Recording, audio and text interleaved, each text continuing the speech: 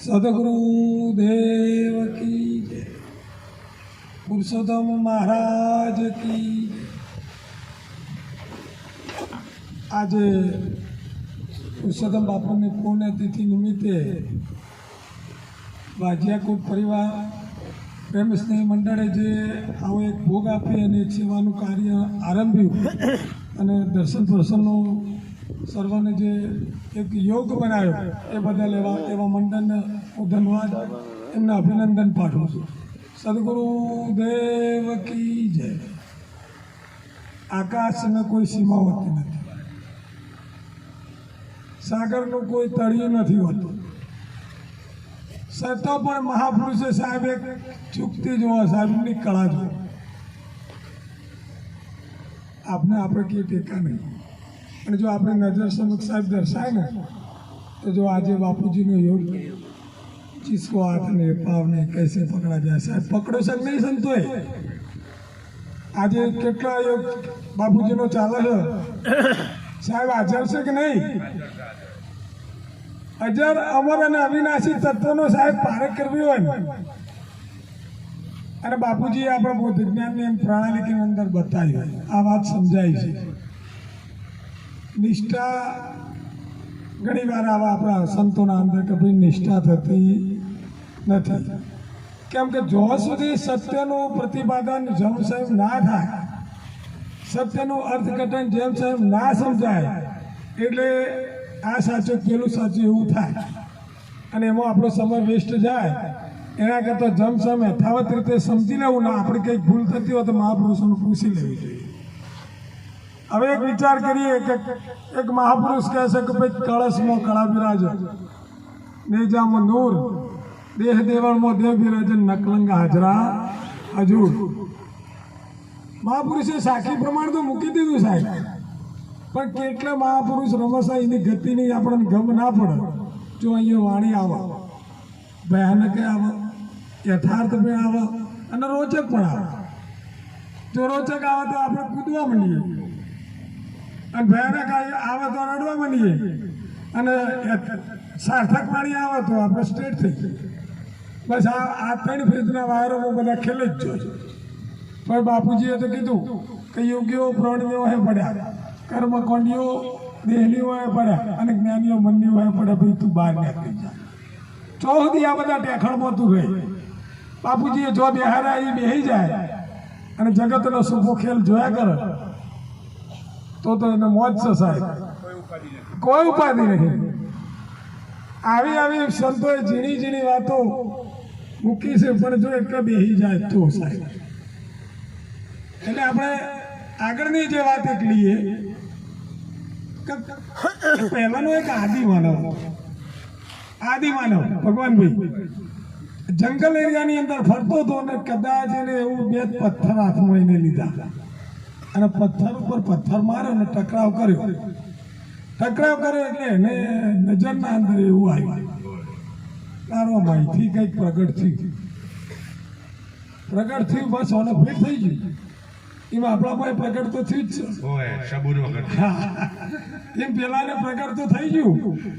પ્રગટ થયું એટલે આને શું કર્યું કે બસ આનું ભજન કરું, કોની સવારે અગરબત્તીઓ કરું, કોને ધૂપ ધમાડા કરું, ભોગ લગાવું, કદાચ કલ્યાણ મારું કરશે। કેમ કે આના અંદર કંઈક તત્વ છે સાહેબ। આખી જિંદગી 84 અવતાર જતા રહે, પણ આ ખેલ જો તમે ચાલુ રાખો ને તો કદી કલ્યાણ થાય નહીં। પણ જો એ તણખાને સાહેબ પકડી લેવામાં આવે ને, એને તણખો જો પ્રગટ થયો ને જો એને પકડી લેવામાં આવે ને તો સાહેબ એમાંથી રસોઈ થાય, ભવસાગર તરાય અને પોતાના નિજનું કલ્યાણ થાય। જો સાહેબ આવું સમજાય છે ને એનો બેડો પાર, સિદ્ધાંત સમજે ખરો, હા ગ્રહણ કરતો નથી, હા એને અનુસરતો નથી, સિદ્ધાંત ખરેખર જેમ છે એમ સમજાય, ગ્રહણ નથી કરતો એ જ ભૂલ પડે। ખરી વાત છે। હવે બાપુજી કહેતા કે દેખાય તે હાથ નહીં, દેખાય તે પગ નહીં, દેખાય તે કાન નહીં, પાછું એવું પણ બોલ્યા કાન બી રામ, હાથ બી રામ, પગ બી રામ, બે બરાબર છે. બે બરોબર છે. બે બરાબર છે. ભીતર બાર કોઈ બોલાયું નહીં છતાં બાપુજી આ વાત કરી.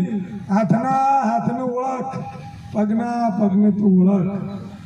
સાહેબ આ વાત તમારા પરસોત્તમ બાપુ બોલ્યા હતા. એ જ વાત બોલ્યા. ગુરુ મહારાજ કૃષ્ણથી પણ મોટા, રામથી પણ મોટા એવું સાહેબ એક સદગુરુ પરમાત્મા તમને નક્કી કરાવે. જગતમાં કોઈ નક્કી કરાવે સજ નહીં સાહેબ.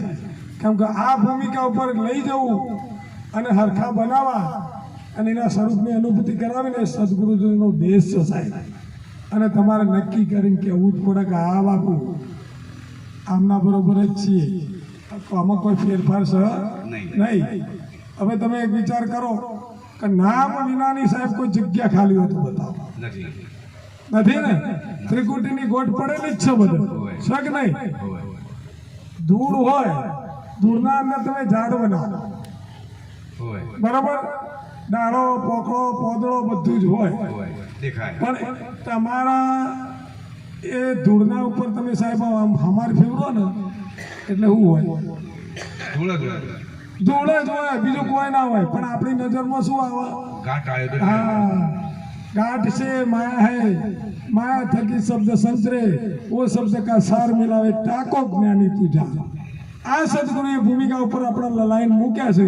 એટલે હમણાં અમારા સાહેબે બોલ્યા કે ભાઈ સમ, દમ, વિવેક અને વેરા, ક્ષમતા. જો એક વસ્તુ કે ઘાટ અહીંયા એક વાત થાય છે ઘણી વાર કે ભાઈ ઘાટ ઉપર કરપાયેલી સુરતા. મીરા મેલથી ઉતર્યા, રાણાજીએ ચાલ્યો હાથ મારો છોડો રાણાજી, એમ મને ગિરધરથી મારી થઈ પ્રીત. બરોબર છે. હવે તમે વિચાર કરો કે મન, આ બધા કહે છે કે ભાઈ મન તમસાળ કરે છે ને મન ખેલ કરે છે ને મનનો આ તમાશો છે. જો સાહેબ અહીંયા સમજવા જેવી વાત છે.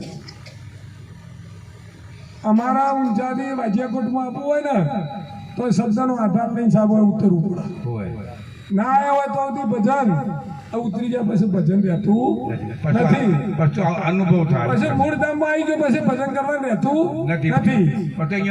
હવે જુઓ, આવી ગયા તો રહેવાનું. હવે તમને ઓળખવાની વાત આવી. હવે જુઓ, અહીંયા એક બીજો પણ શબ્દ બાપુનો આવ્યો હતો કે ભાઈ તમે મકનભાઈના સગનભાઈ કદી થયા? નિષ્ઠા મકનભાઈમાં કેટલી કરી? કરે ને? પણ અહીંયા નિષ્ઠાની અંદર શું છે? દેહાકાર ભાવ વૃત્તિમાં એ કલ્પાયો. દેહાકાર ભાવ વૃત્તિની જે છે ને તત્વની એની પારખ નથી. એટલે દાખલા તરીકે આપણે ચા બનાવી, ચા ઉકાળી, પણ ચા એ ક્યારે બને? બધા સંજોગો ભેગા થાય, એની અંદર ખોડ હોય, પાણી હોય, દૂધ હોય, ચા હોય, બધા સંજોગો એના મળે તારે ચા ઊભું થાય. બને કે ના બને? હવે એ ચા ઉકાળી તમે તો પછી એને પકડીને કોઈ હાથથી પકડાવા મેળ આવશે? તો સરસેનો ઉપયોગ કરીએ કે નહીં કરતા? એમ સાહેબ તમારા શબ્દનો તમે જેમ આધારની જગતનો વ્યવહાર ચલાવો છો ને એ સમજથી જેમ સાણસીનો ઉપયોગ કરીએ છીએ ને એ સમજથી તમારો શબ્દ રાખો, પણ તમે એમાં કલ્પાશો નહીં, દેહાકાર ભાવમાં કલ્પાશો નહીં. એટલે જ કાલ આપણે સત્સંગમાં લાવ્યા હતા કે ભાઈ આરસીની અંદર ફોટો કોને, આરસીની અંદર ફોટો પર જે તમે પડો એની અંદર ઘાટ કોને ગળ્યો? તો ગુરુ મહારાજે પણ તમને એક આરસી આપી. આ રૂપી આરસી, એમાં હાલ શબ્દ આવ્યો હતો. આ રૂપી આરસી ગુરુ મહારાજની જે છે ને એના અંદર તમામ પ્રતિબંધો સાહેબ પડે છે. અને આ જ સદાશિવ છે સાહેબ, એ માધ્યમ વડે એ જ બોલે છે અને એ જ બોલાવે છે સાહેબ. એવી રીતે આ જેમ આપણને આત્મ સ્વરૂપની અનુભૂતિ થાય, જેમ કે ઢોલમાં કરામત નથી, કરામત વગાડનારની છે. એમ જો સાહેબ ભાઈ બહાર નીકળે ને સમજથી, બહાર કેવી રીતે નીકળે કે ભાઈ આ સોણસી છે, આ સોણસીનો ઉપયોગ કરી અને એને મૂકી દીધી. એમ મનથી જમાવેલું જગત મન મૂકે જાય અને મન મારે તે માનવીને બીજા પશુ સમાન. આપણા બાપુજીની સાખીઓ આવું જ્યારે સાહેબ સમજાશે ને તારે મોજ આવશે. આના ઉપર એક વિશેષ વાત કરીએ. એક દુકાન હોય અને દુકાનની અંદર માયાપતિ તમામ માયાના વૈભવો સંગ્રહીને બેઠો હોય અને એક જીવાત્મા ગ્રાહક ભાઈ હોય તો વસ્તુ લેવા જાય. હવે વસ્તુ લેવા ગયો, માયાપતિ તમામ એની માયા હેંકેલીને બેઠેલો છે, સામે બે આટોળાને વચ્ચે બેઠો વળસ કરે. હવે આ તો જઈને ઊભું રહે. ભગવાન ભાઈ મારા સન્મુખ છે, હું તમારા સન્મુખ છું. શું સિદ્ધ થાય સાહેબ? સામા સામે બે આઠવાન વચ્ચે બેઠો અણસ કરે. બધા વૈભવ છે સાહેબ, એ માલિકની દુનિયા આ ગુરુ મહારાજના દુનિયાની અંદર બધું જ છે સાહેબ. પ્રાપ્ત કેમ નથી થતું?